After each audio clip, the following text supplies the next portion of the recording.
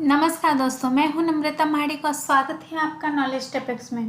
तो दोस्तों, हम देख रहे हैं माई सीक्वल ट्यूटोरियल और आज के वीडियो में हम जो टॉपिक देखने वाले हैं वो है ट्रांजैक्शन प्रोसेसिंग। ओके, मतलब ट्रांजैक्शन मैनेजमेंट। ये बहुत इंपॉर्टेंट टॉपिक है और इसमें बहुत सारे इंटरव्यू में क्वेश्चंस पूछे जाते हैं। ओके, तो इसको हम इन डिटेल में पढ़ेंगे। तो शुरुआत करते हैं आज के टॉपिक को। सो ट्रांजैक्शन मैनेजमेंट मतलब क्या होता है कि ट्रांजैक्शन मतलब हमारे पास मल्टीपल क्वेरीज हैं जो कि हम एग्जीक्यूट करने वाले हैं, तो उसको हमें मैनेज करना होता है मल्टीपल क्वेरीज को। उसका जो एग्जीक्यूशन है उसको जब हम मैनेज करते हैं तो उसको बोलते हैं ट्रांजैक्शन मैनेजमेंट। तो यहाँ पे एक कंसेप्ट आता है कमिट। ओके, तो मैं यहाँ पे लिखती हूँ commit. Commit will save all the DML changes since the last committed state। तो commit क्या करता है कि सपोज मेरे पास ये सारे क्वेरीज है, स्टेटमेंट्स है जो एग्जीक्यूट हो रहे हैं और मेरा जो लास्ट कमिटेड स्टेट है वो A है और अभी मैं यहाँ पे एग्जीक्यूशन कर रही हूँ और यहाँ पे कुछ एरर आ गया। तो यहाँ इस क्वेरी में जितने भी ट्रांजेक्शन्स हुए हैं, जितने भी चेंजेस हुए हैं यूजिंग DML क्वेरीज, वो सारे क्या हो जाते हैं, रिवर्स हो जाते हैं। सॉरी, यहाँ पे रिवर्स नहीं होते हैं। कमिट में क्या हो जाते हैं कि इस पॉइंट से लेके इस पॉइंट तक के जितने भी चेंजेस हैं वो सेव हो जाते हैं, मतलब कमिट हो जाते हैं। ओके, तो ये है कमिट। मतलब when the user issues the commit is known as transaction. मतलब जब भी यूज़र कुछ कमिट करता है तो वो एक ट्रांजैक्शन बन जाता है। ओके, तो कमिट क्या करता है? कमिट क्या करता है कि हमारा जो भी ट्रांजैक्शन है उसको परमानेंट कर देता है। ओके, मतलब जैसे मैं इसको सेव और कमिट करूँगी तो ये चेंजेस हमें डेटाबेस में दिखेंगे।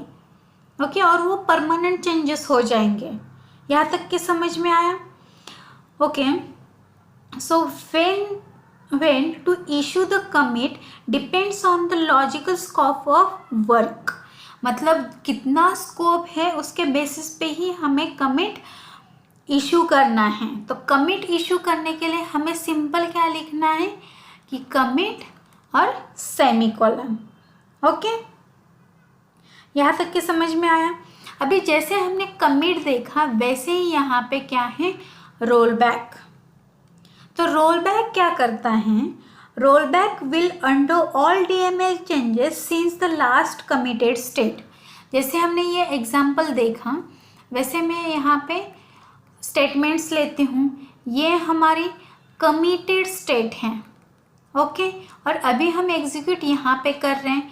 तो सपोज यहाँ पे कुछ एरर आता है या कुछ इशू आता है तो ये जो चेंजेस हैं ये हमें क्या करने हैं, रोल बैक करने हैं। ओके, मतलब अंडो करने हैं। तो उस टाइम पे हम रोल बैक यूज़ करके ये जो DML चेंजेस हैं उनको रोल बैक करके यही स्टेट में जैसे थे, जो डेटा था उस स्टेट पे हम वापस चले जाते हैं। तो उसके लिए हम ये रोल बैक यूज़ करते हैं और रोल बैक भी हम यूज़ करते हैं रोल बैक और सेमीकोलन करके। ओके, तो अभी यहाँ पे एक इम्पोर्टेंट पॉइंट है कि ये जो ट्रांजैक्शन मैनेजमेंट होता है वो DDL कमांड जो है उस पर हम नहीं करते हैं। मतलब जो हमने सीक्वल के कंपोनेंट्स देखे थे, डेटा डेफिनेशन लैंग्वेज, तो इसमें जो भी क्वेरीज हैं उस पे हमें कमिट और रोल बैक नहीं करते हैं। ये जो DDL कमांड्स होती है वो ऑटोमेटिकली कमिट्स कर देती है। जब भी हम इसमें से कोई क्वेरीज एग्जीक्यूट करेंगे वो चेंजेस ऑटोमेटिकली कमिट हो जाते हैं। बट जब हम बात करते हैं DML की, मतलब डेटा मैनिपुलेशन लैंग्वेज में जो भी कमांड्स आते हैं उनकी, तो उनका जो ट्रांजैक्शन मैनेजमेंट है वो हम मैन्युअली करते हैं, ये कमिट और रोल बैक का यूज़ करके। ओके, अभी नेक्स्ट यहाँ पे जैसे कमिट और रोल बैक है वैसे ही यहाँ पे एक सेव पॉइंट करके भी कंसेप्ट होता है। ओके, तो पहले समझते हैं कि ये सेव पॉइंट क्या होता है। सपोज मेरे पास ऐसे स्टेटमेंट है कि पहला इंसर्ट का स्टेटमेंट है, दूसरा भी इंसर्ट का स्टेटमेंट है, फिर इंसर्ट का स्टेटमेंट है। उसके बाद मेरा सेव पॉइंट है ABC। ओके, उसके बाद फिर एक कुछ अपडेट का स्टेटमेंट है। ओके, उसके बाद मेरा सेव पॉइंट है PQR। ओके, उसके बाद सपोज कोई डिलीट का स्टेटमेंट है मेरा, और उसके बाद फिर से एक सेव पॉइंट है, सेव पॉइंट बोल सकते हैं, या यहाँ पे बोल सकते हैं कि एक रोल बैक लेती हूँ मैं, कि रोल बैक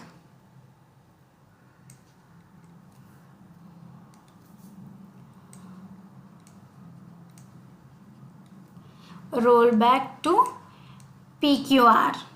ओके, तो अभी पहले समझते हैं कि ये सेव पॉइंट क्या है। तो save point is a point with in your work, मतलब ये जो आपका वर्क है इसके बीच में एक सेव पॉइंट होगा, मतलब एक पॉइंट होगा simple. Save point is a milestone in your work, मतलब हमारे वर्क में वो एज अ माइलस्टोन वर्क करता है। तो ये सिमिलर है हमारे बुक मार्क जैसा, कि जैसे हम बुक पढ़ रहे होते हैं, तो अगर सपोज आज हमने 4 पेजेस कंप्लीट कर लिए तो हम एक बुक मार्क करके रखते हैं कि कल हम यहाँ से आगे जाएंगे, ना कि यहाँ से पीछे वाला पढ़ेंगे, राइट। तो सेम पॉइंट सेव पॉइंट भी बुक मार्क जैसे ही होता है। Okay, then you can roll back to a save point, मतलब जब आप रोल बैक करोगे तो आप यहाँ सेव पॉइंट तक के रोल बैक कर सकते हो, but you cannot commit to a save point. मतलब अगर मैं यहाँ से रोल बैक करना चाह रही हूँ तो मैं यहाँ तक के इजीली रोल बैक कर रही हूँ, बट मैं कमिट नहीं कर सकती हूँ सेव पॉइंट तक। ओके, यहाँ तक समझ में आया। यहाँ पे कमिट सेम ही वर्क करेगा जैसे हमने यहाँ पे देखा है कि वो क्या करेगा, ऑल चेंजेस सेव करेगा since the last committed state. Okay, और यहाँ पे और एक पॉइंट है कि अगर आपको same he save point again and again use करना है आपके कोडिंग में, तो आप उसको री इशू भी कर सकते हो आपके ट्रांजैक्शन में। ओके, तो ये हुआ हमारा commit, roll back and save point. तो जैसे हम ये एग्जीक्यूट किए, यहाँ पे एक सेविंग हो गया, उसके बाद ये हो गया और ये हो गया। उसके बाद जब डिलीट करेंगे, रोल बैक करेंगे, तो हम रोल बैक कर सकते हैं, बट हम कमिट नहीं कर सकते हैं, ये आपको याद रखना है। तो यही 3 चीज़ें हैं ट्रांजैक्शन मैनेजमेंट में जो आपको हमेशा ध्यान रखनी है। ओके, तो अभी यहाँ पे एक नेक्स्ट पॉइंट है रीड एंड राइट कंसिस्टेंसी, कि जब हम ये कमिट और रोल बैक कर रहे हैं उस टाइम पे हमें कुछ कंसिस्टेंसी, मतलब कुछ इशू फेस करना पड़ता है। तो वो इशू क्या है और वो हम उसको कैसे रिजॉल्व करेंगे वो हम नेक्स्ट वीडियो में देखेंगे। तो दोस्तों, अगर आपको ये वीडियो पसंद आया हो तो लाइक, शेयर एंड सब्सक्राइब कीजिए। Thank you.